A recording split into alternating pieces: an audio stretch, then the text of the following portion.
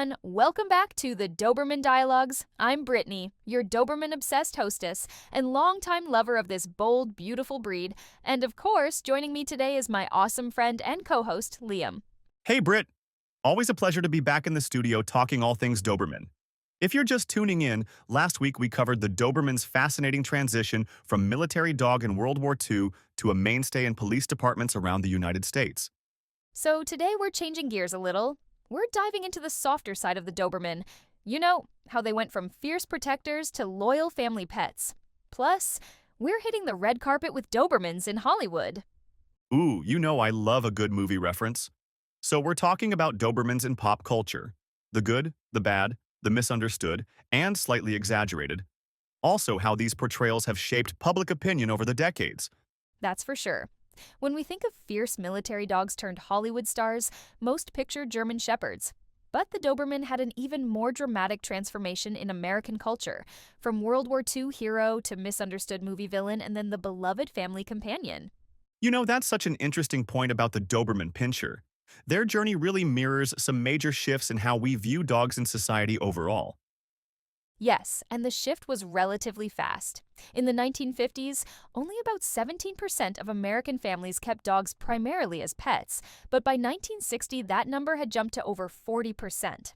While precise data from that era is limited, historical sources like The Atlantic's article, The Dog Census, and Trends, cited by the American Veterinary Medical Association, AVMA, support the idea that pet dog ownership rose sharply during the mid-20th century.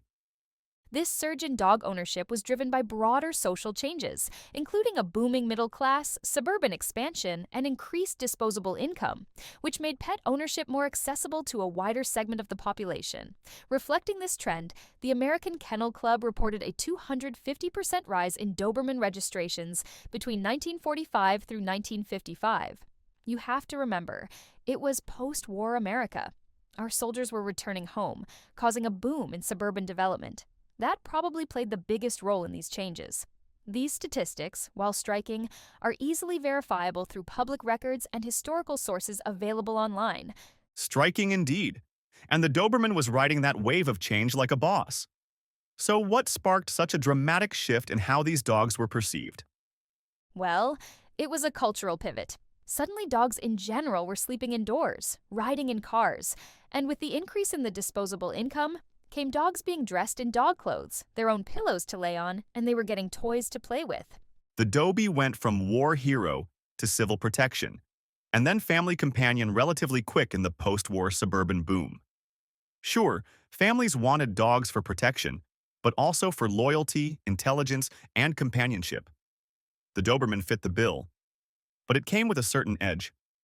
The Doberman Pinscher had to shake off that military machine image. Exactly. The Doberman's image was still a bit intimidating, but that was part of its appeal. Breeders started selecting for temperament, making the breed more balanced and suitable for home life. That's where we started to see Dobermans popping up in homes as loyal pets, especially among families who wanted a watchdog and a best friend. It helped that they were and are still super intelligent, loyal, and eager to bond with their people. It's interesting to think that the same breed trained to take down enemy soldiers was now curled up next to grandma, on a floral couch in the living room, or in the bedroom, with a child giving licks on the face. Exactly. It's such a transformation, but a beautiful one. And it laid the groundwork for how Dobermans entered the world of entertainment. And with that, let's talk Hollywood. The Doberman didn't just waltz into homes, they also stormed onto the big screen, and their portrayal has been, well, kind of all over the place. That's for sure. But let's give credit where it's due. There have been some great portrayals of Dobermans over the years, too. Not just evil, snarling bodyguards, like in the 1988 Disney animated classic Oliver and Company. Remember Roscoe and DeSoto? Oh yeah, they worked for the villain, Bill Sikes. Two tough, street-smart Dobies. Sure, they were bad guys, but come on, they had attitude, they were smooth, and their animation was top-notch.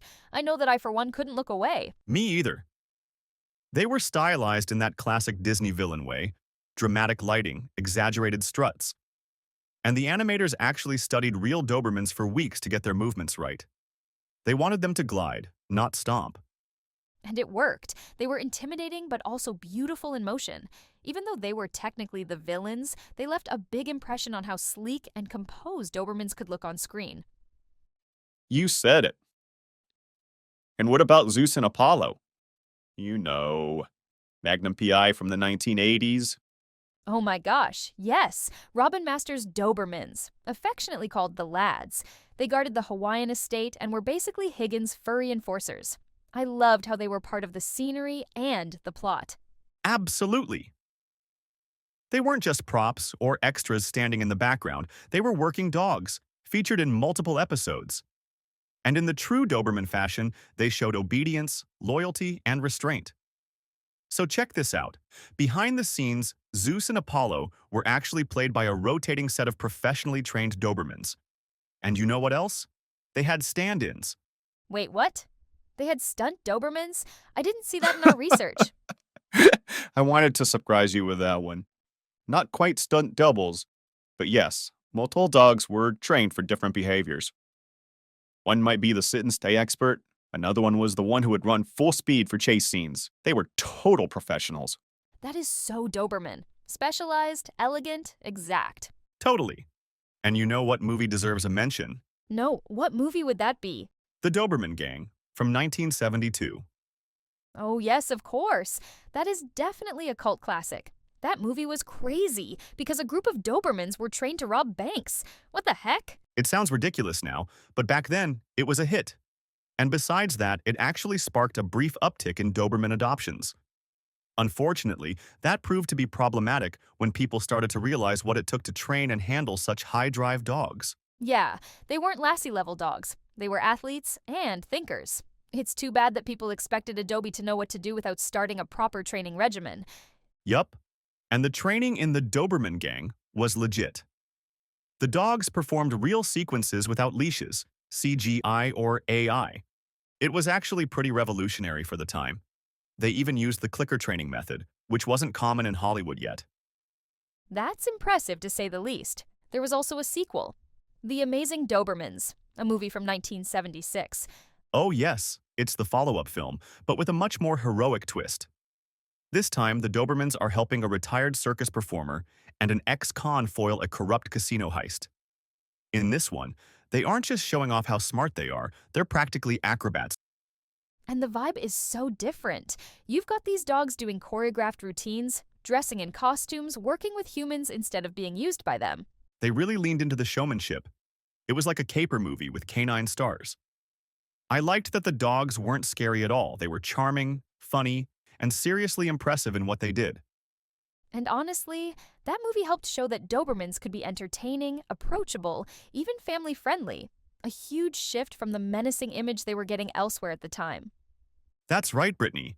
Movies like that helped balance the cultural scales a little, because as we know, the pendulum swings hard the other way in horror movies.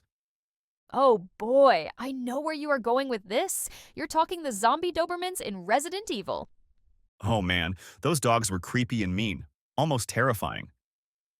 I remember the glass breaking scene in the game, instant fear, and the movies really leaned into that imagery. Bloodied, skeletal, but still fast and vicious. But in all actuality, they were far from dangerous on set.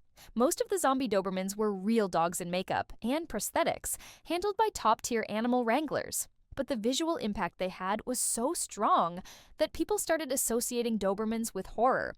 Which leads us to another interesting example, going back to television. There was a cop show about a goofy detective in a nifty trench coat called Columbo, the classic with Peter Falk. There was one episode called How to Dial a Murder, where a pair of Dobermans are used to kill. Yes, that episode is burned into my brain. The murderer uses a trigger word to get the dogs to attack the victim when he says the trigger word. It's kind of a chilling thought. The Dobermans were portrayed as hyper-obedient, even to the point of being weaponized by being taught to kill by attacking someone that says a single word. It played into this idea that these Dobermans could be programmed like machines, which makes for good TV, but isn't fair to the breed. I agree with you on that. It's not the dog, it's the owner, and I think this episode shows that. Any intelligent, trainable dog can be misused and trained to do something bad, which is basically what happens in this particular episode. In the beginning of the show, the Dobies are seen as obedient, even affectionate, well-trained dogs. It's the human who is responsible for the moral direction of the dogs. The dogs act according to their training. Wow, that is an interesting observation of the show. I didn't even think of it in that way. The show demonstrates that the dogs reflect the intentions of the owner by their training. I like that. It shows that a dog's loyalty and intelligence can be twisted or used for evil by bad owners. Yeah, I thought about it a bit and came to the realization that there is a subtle, but, in my opinion, a very powerful message. Dogs are innocent, and when they do harm, you might find that it's because someone taught them to do so. I'm not saying that is the case every time there is a dog attack, but it's good to look at how the dog is being treated or trained in those cases. Anyway, after the murder, the dogs are retrained to use the same word as a word for play. Unfortunately, when it's a Doberman, the bad tends to stick with audiences more than the good just because of their look. But you know what helped soften that image? Eyes of an Angel, with John Travolta in the 90s. No, it wasn't a blockbuster, but it had this really touching subplot with a Doberman that becomes a kind of protector for a little girl. Yes, under the radar but super emotional. It showed a Doberman bonding with humans, being gentle, loving, even saving lives, a stark contrast to all the killer dog stuff. And there's also the movie Up by Pixar. Remember Alpha, the Doberman with the high-pitched voice? It was kind of a parody, a tough dog with a squeaky chipmunk voice. Funny and kind of subversive.